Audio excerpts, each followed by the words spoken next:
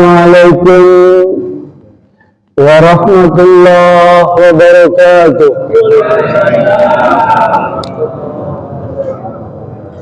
Alhamdulillahilladzi hadana li hadza wa ma kunna linahtadiya laula an hadanallah.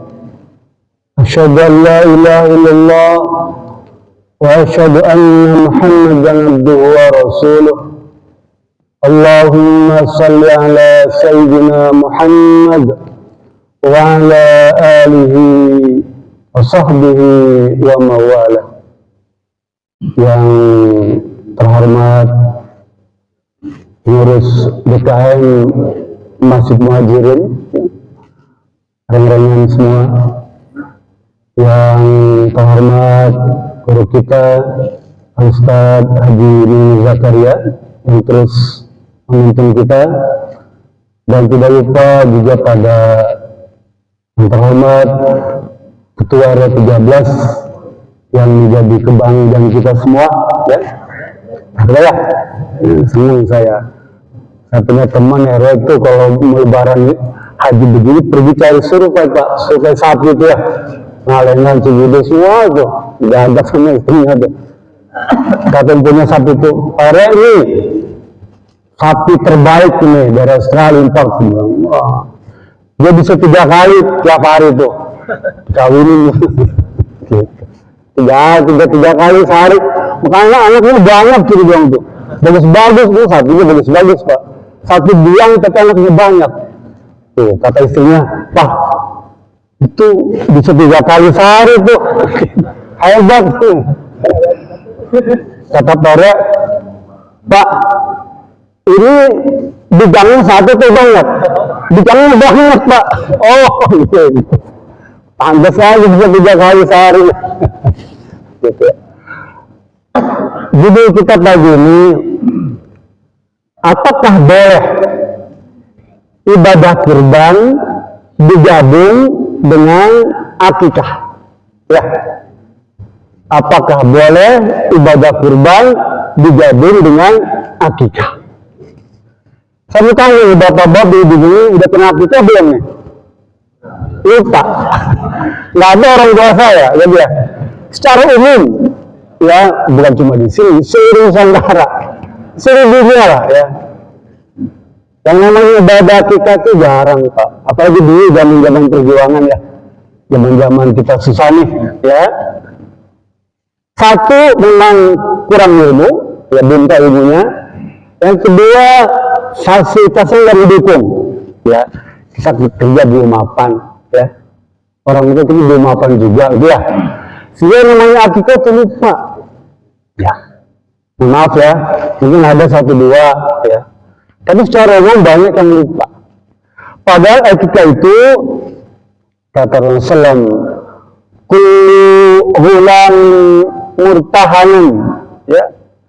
Setiap bayi yang dilahirkan itu tergadang di akhir fatih, terjadi dengan akikahnya. Apa terjadi itu maksudnya? Kalau kita punya motor kan dijagain dulu ya, suratnya kan ditahan, rumah, kendaraan itu dijadikan. Kita cuma berhak menempati aja, tapi tidak berhak memiliki, karena suratnya dijadikan. Ya, anak kita, cucu kita tuh yang lahir tuh, bahkan mungkin diri kita sudah tua nih ya, belum diakad-akadkan, artinya apa? Kita masih terjaga itu. Dokumen kita itu masih ditahan di bank, di leasing, ya, di rentenir, kan? Di bank Emok, bank Emok tuh ya. Ada masih bank Emok sini ada ya? Nggak ada. Ada bank Emok Pak, hubungannya benar-benar tuh. Artinya kita belum berhak memiliki anak cucu kita itu, ya. Karena suratnya masih ditahan sama bank, ya. Termasuk dari kita. Kalau kita belum diakikahi, maka surat kita itu masih dijaminkan di bank. Kita tidak memiliki diri kita sepenuhnya. Maksudnya begitu Pak, ya. Yauma izbahu sabiahi Waisamu yakhlaqu, sampai nanti dipotongkan hewan kurban, hewan domba itu ya pada hari ke-7 ya, diberi nama dan dipotong rambutnya. Habisnya begitu dunia Pak ya. Jadi kalau kita punya cucu Nabi Muhammad tuh ya, dia mengakekahkan cucunya itu, mengakekahkan ya, Hasan, Husain, laki-laki itu masing-masing satu-satu Pak. Disunahkan sebetulnya 2 bagi laki-laki, perempuan 1 ekor ya, kalau laki-laki 2. Tapi karena Nabi Muhammad kan ada keterbatasan dulu ya, sehingga cuma satu-satu tuh akikah tuh ya, akikah. Nah, waktu Nabi Muhammad SAW kecil pakai diakikahkan dia. Kan syarat itu belum ada ya. Karena Nabi Muhammad itu baru dapat syariat itu pada umur 40 tahun. Sedangkan waktu dia bayi 7 hari, Imam Syafi'i membolehkan 14 hari, 21 hari ya. Kalau misalnya kubur hari ke-7 boleh hari ke-14, boleh hari ke-21, bahkan boleh sampai selesai masa menyusui ya, paham ya. Jadi akikah itu penting Pak. Jadi itu beda sunnah, dia kedudukannya hukumnya sunnah mu'akkad ya, sunnah yang diprioritaskan, sunnah yang diutamakan, baik itu bagi anak kita, cucu kita, keluarga kita, atau diri kita sendiri. Kembali, kalau gitu Nabi Muhammad tidak diakikahi waktu kecil, ya. Tapi kemudian Anas bin Malik bercerita, ya, Anas bin Malik dia sahabat Nabi, Pak. Rasul sudah di Madinah, udah tua, ya, udah 155 tahun. Hadis ini diceritakan oleh Anas bin Malik, Bapak bisa jumpai di Sahih di Ibnu Hibban ada, ya, di kitab Al-Muhalla ada, Ibnu Hazm diterangkan tentang ucapan Anas bin Malik. Apa kata sebaliknya? Aqta anhu binafsihi ba'di ma bi'isa nabiyan. Kata Anas bin Malik, Nabi Muhammad SAW melaksanakan akikah bagi dirinya sendiri setelah dia diangkat jadi nabi. Oleh jadi Nabi Muhammad itu mengakikahkan dirinya sendiri setelah dia diangkat jadi nabi. Hadis ini memang jadi perbincangan di kalangan ulama, ya. Ada yang menyatakan dhaif, ada yang menyatakan hasan, ada yang menyatakan sahih. Artinya apa? Hadis ini bisa digunakan, ya, ya. Bahkan Imam Nawawi boleh melaksanakan akikah sekalipun sudah dewasa. Kan tadi kita tergadai, ya, tergadai itu. Kalau gitu saya akikahkan diri saya, ya. Saya tebus tuh dokumennya tuh, boleh, ya, boleh itu, ya. Imam Syafi'i bahkan membolehkan itu, boleh silakan. Tapi Imam Syafi'i ada batasan, dia memberikan pilihan, mau dilaksanakan boleh, mau tidak juga boleh, ya. Tapi kalau Imam Hasan Basri, ya, Ibnu bin Sirin, dia mengharuskan, ya, mensunahkan. Kata Muhammad ibn Sirin, Pak, itu orang terkenal, ulama besar. Kata beliau, a'lamu annahu yang takunu aqti anni la fa'tu an nafsi. Kata Muhammad ibn Sirin, kalau sekiranya aku tahu aku belum diakikahkan, maka sekarang pasti aku akan mengakikahkan diriku sendiri. Kalau seandainya dia tahu, dia ngasih tahu. Kalau seandainya kita tahu, Pak, kata Busir ini, kita belum diakikahkan, maka pasti saya akan mengakikahkan diri saya sendiri. Apa namanya? Pentingnya akikah tuh. Ya, penting. Ya. Lalu kata Imam Hasan Basri, ulama besar dia apa? Ini saya sebutkan ulama hebat semua ya. Kata beliau, "Idza lam yu'aqqa anka fa'aqqa an nafsika walau kunta rajulan."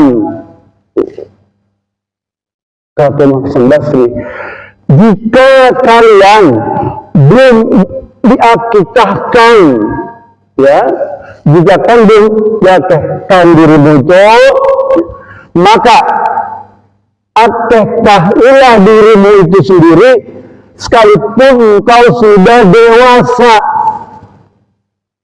Coba ya, kita akikah nih Pak. Sekarang sudah menjadi tren ya di kalangan masyarakat Islam di seluruh Nusantara ya. Akikah merupakan sunnah muakkad yang banyak dipraktekkan. Bahkan bapak ibu nggak usah repot-repot ya. Biro jasa penyembelihan akikah itu udah banyak. Semua ormas menyelenggarakan. Artinya Pak, ada kemajuan dari sisi peningkatan ibadah, dari sisi pelaksanaan syariat. Kan syariat Islam itu banyak Pak. Salah satunya adalah akikah. Dan kita tahu Pak, ngurus sunnahnya kita.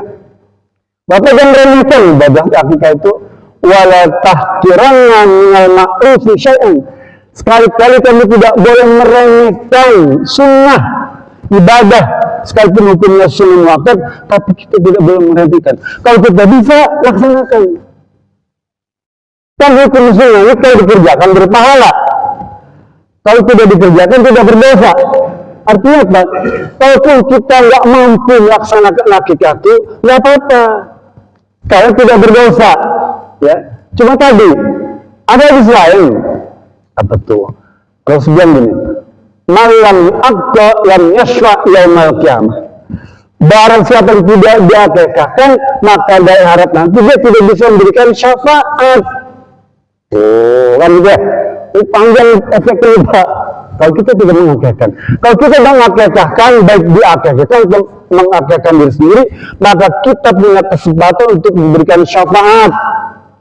Apa syafaat itu? Rekomendasi, menolong.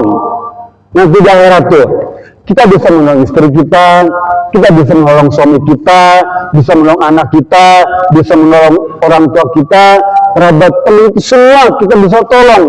Karena kita punya sertifikat untuk memberikan syafaat. Apa sertifikatnya? Tadi tuh surat yang dijadikan di sini tuh, ya ke bank tuh, kita tebus tuh. Artinya kita bisa memberikan syafaat karena punya legitimasi, sudah diakikah itu. Oh ya, saya teruskan. Bagaimana kalau sudah diakikah dan lupa, gitu ya? Ini kebetulan ada Idul Kurban, ya. Kata Siti Aisyah dan hadis Ibnu Tirmidzi itu, Ibnu Majah juga dapat bisa temukan hadis sahih. Mani abdin, ya, min bani Adam, tidak ada amalan yang dikerjakan oleh hamba Allah, ya, umat Islam, illa min nahri illa min hiraqatid dam. Tidak ada amalan yang paling baik yang bisa dikerjakan pada hari nahar tanggal 10 Dzulhijjah kecuali berkurban, menumpahkan darah hewan itu, ya. Jadi amalan yang terbaik pada tanggal 10 Dzulhijjah apa? Berkurban. Jadi ya. Bagaimana kalau misalnya tanggal 10 Dzulhijjah itu bertepatan dengan 7 hari terakhir anak kita atau cucu kita, ya, kira-kira bisa lebih bareng itu, ya. Pada tanggal 10 Dzulhijjah atau hari tasyrik 10, 11, 12, 13 ya. Di antara 4 hari itu anak kita melahirkan atau istri kita melahirkan dia hari ke-7 seminggu setelah melahirkan tuh. bareng pas waktu masa kurban tuh, ya, apakah istri kita, anak kita, cucu kita tuh, saudara kita, boleh dibarengin tuh, ya, pelaksanaan akikah dan kurbannya tuh. Nah, ini menjadi perbincangan yang ramai di kalangan para ulama. Nah, karena hukum kurban juga sama, sunnah muakkad, ya. Kurban hukumnya sunnah muakkad dan menyembelih hewan, baik domba ataupun sapi ataupun kerbau ataupun unta. Kan saya begitu ya. Hanya dia dilakukan setelah sholat Id. Nggak boleh sebelum sholat Id. Ya. Kurban harus setelah sholat Id. Baru dinamakan kurban udhiyah dia. Kalau sebelumnya nggak bisa. Sedekah. Sama seperti zakat fitrah. Ya. Dia boleh dilakukan sebelum sholat Id. Kalau kurban setelah sholat Id. Kalau zakat fitrah harus sebelum sholat Id. Gitu ya. Baru dinamakan zakat fitrah. Kalau setelahnya nggak bisa. Sama dengan akikah. Dia baru sunnah dilaksanakan setelah usia 7 hari. Kalau dari 2 hari baru nggak boleh. Ya. Kan hukum ibadah itu harus at-tauqif, mengikuti. Kan duitnya banyak, baru 3 hari, 4 hari, 5 hari, 6 hari, potong domba, sapi, buat akikah ini, nggak bisa, dia tidak termasuk akikah. Tapi kalau setelah 7 hari, ya, 14 hari, 21 boleh kan. Disebut akikah dia. Oh enggak ya, ini jangan kemudian kita kepedean. Belum 7 hari dibikin akikah. Maksudnya apa? Walimah kalau gitu, ya. Syukuran boleh syukurannya sekali syukuran boleh, ya. Tapi bukan termasuk ibadah akikah yang disyariatkan. Paham ya pelaksanaannya? Teruskan. Kalau kita menggabungkan dua ibadah yang sama, kan akikah sama juga potong orang kan? Akikah itu boleh domba, boleh sapi, boleh unta, boleh kerbau, ya. Kemampuan kita. Cuma disyaratkan kalau misalnya kerbau, sapi, unta, 1 ekor. Kalau nggak begitu, jangan reng-rengan tujuan, ya. Kalau kurban kan boleh bertujuh, boleh ber-10, ya. Tapi kalau akikah dia 1-1, ya, domba saja atau sapi saja, atau gitu. Teruskan. Jadi para ulama mempraktekkan menggabungkan ibadah kurban dan akikah itu mengambil kias. Kalau kita datang ke masjid, nih disunahkan kita sholat tahiyatul masjid, ya. Tuh. Ini persoalan waktu ngepet, ya. Sekali qobliyah siang dibarengin, qobliyah duhur, ya, qobliyah subuh, ya, qobliyah asar, qobliyah maghrib, qobliyah isya, dibarengin. Gimana caranya? Lihatnya beda, ya. Emang boleh? Boleh. Dan bisa disebut at-tasyriku fil niyah, menggabungkan niat. Ya, harus kan ibadah itu dari diukur jadi ibadah kalau ada niat. Kan syarat ibadah 2 Pak. 1 niat yang ikhlas, 2 tauqif, mengikuti sunnah. Ya, niat atas syirku fil niat sholat tahiyatul masjid dan niat sholat rawatib qabliyah itu, ya dalam hati boleh ucapkan, boleh enggak, ya boleh. Jadi satu perbuatan 2 niat. Nanti tahu gimana? Pahalnya double. Kan kita dalam Islam nih Pak, enaknya Pak ya, agama Islam ini, kita baru niat saja sudah dapat ganjaran 1. Itu tidak dikerjakan Pak ya. Man hamma bil hasanati falam ya'malha falahu hasanatun. Jika kamu berniat berbuat baik dan tidak dilaksanakan, kamu mendapatkan pahala 1 kebaikan. Ya. Kalau dikerjakan, maka kamu mendapatkan 10-700 pahala. Nah, kita niat double, ya, sholat tahajud masjid dan sholat rawatib 2 dan 2 ini dikerjakan. Tuh, 1 kerjaan itu 2 niat kan. Maka kita kalau dari masing-masing ibadah 10 ke 20, ya, cuma satu kegiatan kita dapat 2 pahala, ya, 2 ganjaran, tuh, ya. Apa tahiyatul masjid dan ratib qabliyah. Sama juga seperti misalnya nih, hari Jumat nanti ini berbareng dengan hari raya Idul Adha, ya, insya Allah ya, kalau nggak salah gitu ya. Hari rayanya Idul Adha itu hari Jumat, dan disunahkan, diwajibkan hari Jumat itu kita laksanakan sholat Jumat, ya. Nabi Muhammad membolehkan mengambil salah satu. Allah, Pak. Ada sholat Jumat, ada sholat Idul Adha kan? Sama sholat Idul Adha aja. Gimana enggak apa-apa. Bapak niatkan 2 tuh, ya.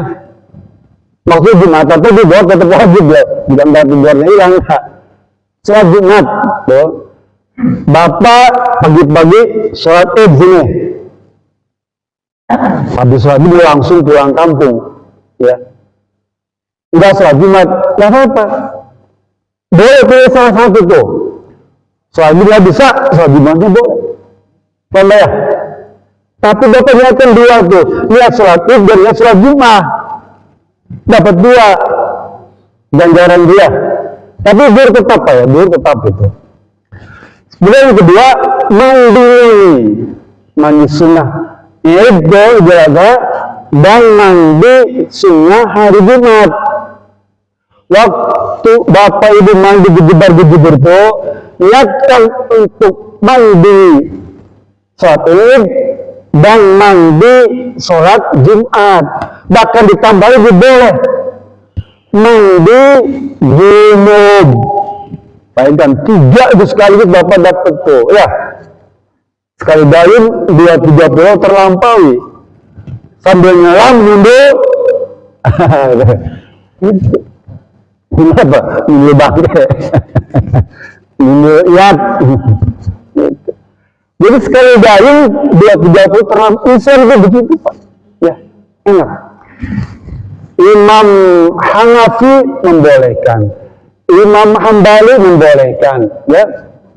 Imam Hasan Basri membolehkan, Imam Ibnu Sirin membolehkan, Imam Qatadah membolehkan menggabungkan ibadah kurban dengan akikah. Bahkan akikah yang sudah orang dewasa. Paham ya?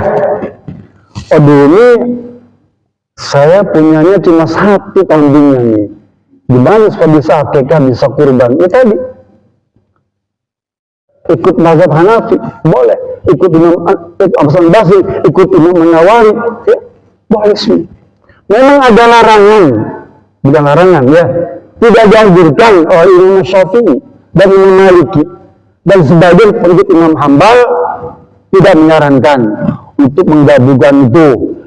Kalau dia punya kemampuan, ya, saya mau akikah sendiri, kurban sendiri boleh, boleh. Bahkan itu lebih bagus kan? Bukan berarti yang menggabungkan itu antara kurban dan akikah pelit. Itu pelit, enggak. Ada yang ngomongnya pelit, enggak begitu hukum, Pak. Ya, hukum itu tidak berkaitan dengan dia nggak kurban pelit. Ya, nggak boleh begitu. Ya, hukum mana yang boleh, mana yang tidak, mana yang sunnah, mana yang makruh. Imam Syafi'i bilang sebaiknya kurban sendiri, akikah sendiri, ya. Bahkan Imam Ramli, pengikut Syafi'i juga, Pak, Imam Ramli itu, ya, pengikut Syafi'i yang hebat, dia membolehkan kurban digabung dengan akikah boleh. Bahkan untuk yang berbeda nyawa, nah gitu ya. Contohnya begini, saya mau kurban dan cucu saya hari ke-7, maka kurban atas nama saya, akikah atas nama cucu saya, boleh. Paham ya? Memang kata Imam Syafi'i boleh kalau satu jenis. Contohnya misalnya nih, anak saya dia belum akikahi, maka saya akikahi dan kurban sekalian satu nama. Boleh, bagus. Tapi sekalipun berbeda nama, berbeda objek, boleh digabungkan. Paham ya? Kan kalau begini enak ya. Oh ya, ada pengaturan hukumnya. Iya. Dua-dua penting. Ya. Tidak ada satu lebih penting, satu lebih tidak penting, tidak. Dua-duanya penting bagi umat Islam, dua-duanya penting bagi hukum Islam, dua-duanya penting bagi syiar Islam. Dari segi anggaran sama. Ya. Akikah mensyukuri, bentuk syukur atas karunia amal yang Allah berikan, kita diberikan anak cucu. Ya. Maka itu neraka takarub kepada Allah. Kurban juga saya panggil mensyukuri nikmat rezeki yang Allah berikan pada kita. Ya. Kan kalau nggak dikasih rezeki kan nggak mungkin bisa kurban ya. Dari mana?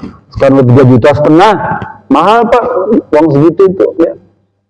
Tapi kan Allah kasih rezeki, kita rela berkurban, potong domba, ikut sapi, 7 rombongan itu boleh. Artinya apa? Kita harus bersyukur pada Allah Subhanahu wa Ta'ala atas karunia itu semua. Dia sekedar memotong domba atau sapi, jadi boleh digabung. Ada nggak jalan tengah? Ada jalan tengah apa? Tadi kan ada yang membolehkan, yang tidak membolehkan ya. Kan dalam hukum Islam itu biasa pak. Hadis ini pak, kalau kita baca bingkulnya aja, maka kita akan terpaku di situ. Tapi kita baca hadis yang lain kan banyak pak. Nah ini kalau ibadah kan yang lain bukan sendiri pak ya. Nabi Muhammad ini kalau dia beribadah, dia mengasihkan ibadah itu tidak sendiri. Banyak. Masing-masing orang bisa memberikan pendapat, penilaian, ya. Rasul sering ngomong dalam khutbahnya, kami mendengarkan banyak. Siang mendengarkan ini, si dia mendengarkan ini. Kayak kita nih, ya. Saya katakanlah berbusa ceramah gitu. Bapak pulang, ya. Ditanya sama istri, tadi Pak Ustadz ceramah apa? Nggak tahu tuh dia bilang, nggak tahu. Tapi kelihatan cerita tentang assalamualaikum deh. Iya, dia baru sadar begitu selesai. Begitu saya bilang assalamualaikum itu yang dari kepala. Assalamualaikum. Dia cerita kepada istri, dia bilang topik itu tentang assalamualaikum warahmatullahi wabarakatuh. Cuma itu yang dia dengar. Ya.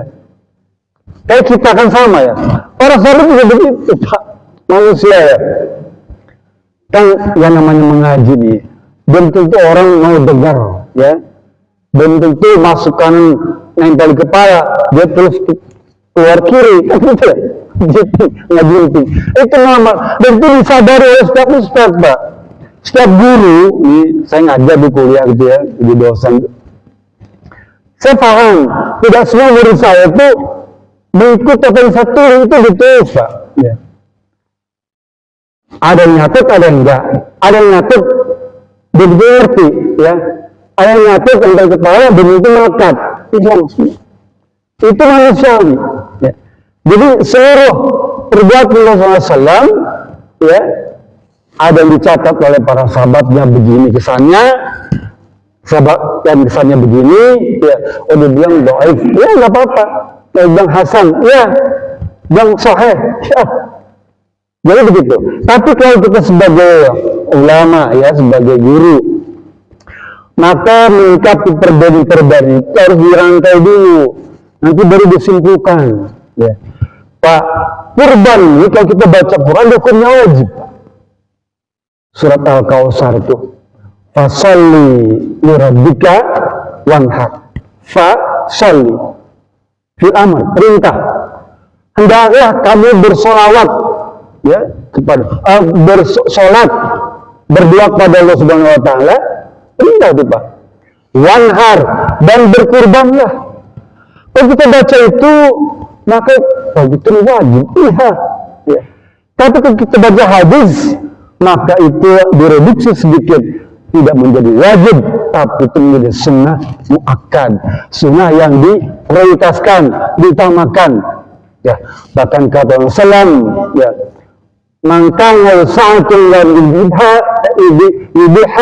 ya, jika dia diberikan kemampuan tapi dia tidak berkorban, la yuqarraban nabi musallana, jangan sekali-kali kamu dekati musola tempat sholat kami. Ya, kalau kamu diberikan kemampuan untuk berkorban tapi tidak berkorban, Rasul larang itu dekat musola, dekat ke masjid. Maksudnya apa? Sholatnya tidak diterima, gitu, ya. Namanya apa? Kalau begitu wajib, ya wajib. Cuma kan kalau kita baca itu saja itu tidak wajib. Kalau baca hadis yang lain, jadinya tidak wajib, ya. Karena begitu ya. Karena yang menyaksikan banyak, yang mensyarah hadis-hadis itu banyak. Sehingga saya menyarankan, terus perbandingan ini penting, Pak. Cek hadis di sini, cek hadis di sini, pendapat Ustaz ini, pendapat Ustaz ini, cek. Nanti baru kita bisa mengambil kesimpulan, sesuaikan dengan diri kita. Kan kata Allah Subhanahu wa Ta'ala, fattaqullaha mastata'tum, bertakwalah kalian semampu kalian, ya, beribadahlah kalian semampu kalian. Ibadah haji itu wajib, Pak. Ibadah haji itu ya wajib. Tapi apakah semua mampu?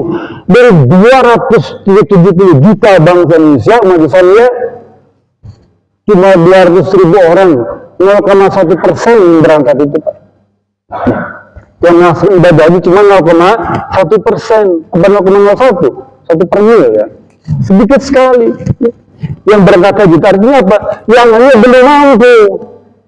Apakah dia mampu karena jasmaninya, karena keuangannya, karena kesempatan, banyak alasannya.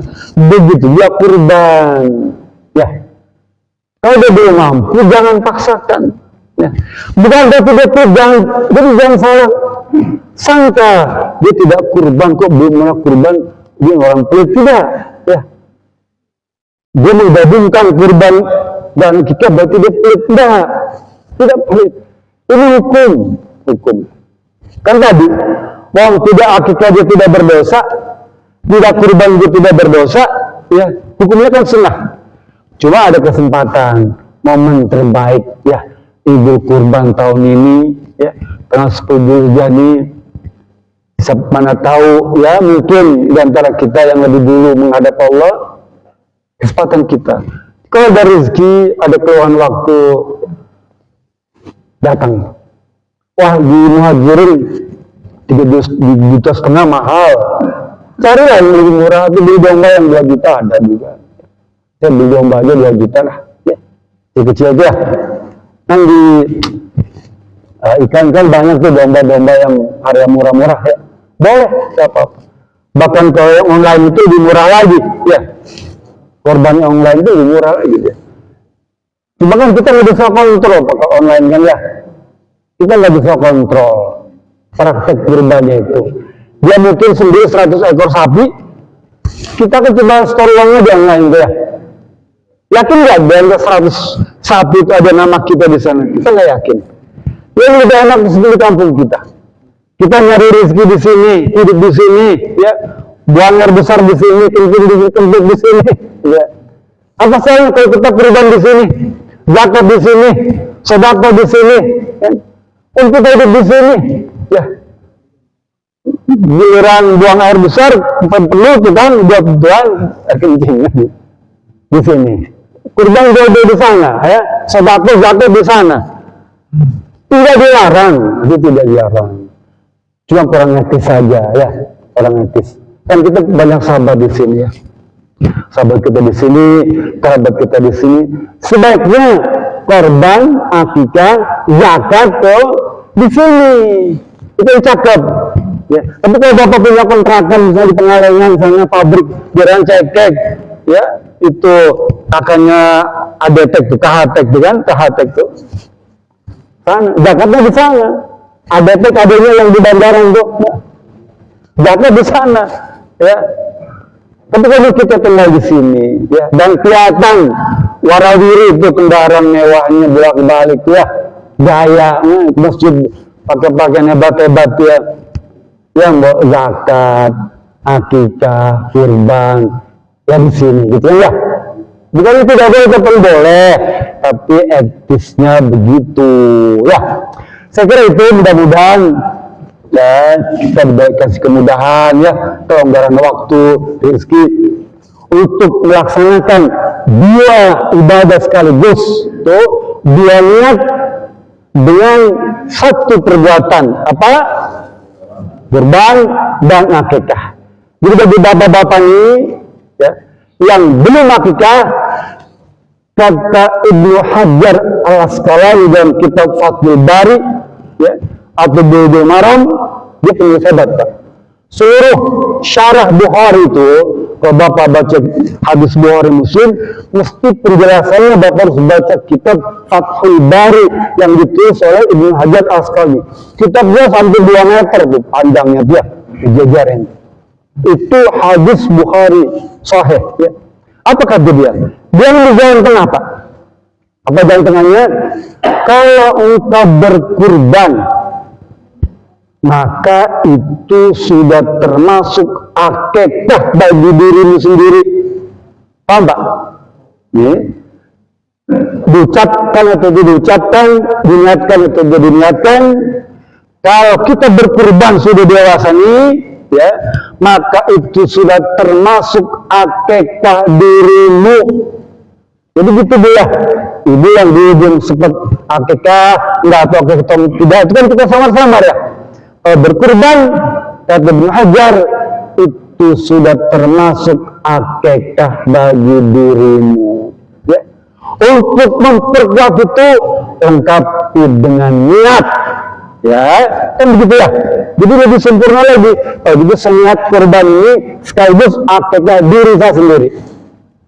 Ah, gitu. Kan tuntas gitu ya. Kalau belajar agama kan tuntas ya. Jadi Bapak praktek itu dari ini yakin pede. Ya gimana Pak Cep? Tanya. Ya. Kalau yang melaksanakan ibadah ini berbanyak di Indonesia ya? Boleh. Boleh. Boleh. Tapi kan sini dibayar juga, percuma dong. Oh boleh, boleh. Di sana sudah ditagih bayar itu kan.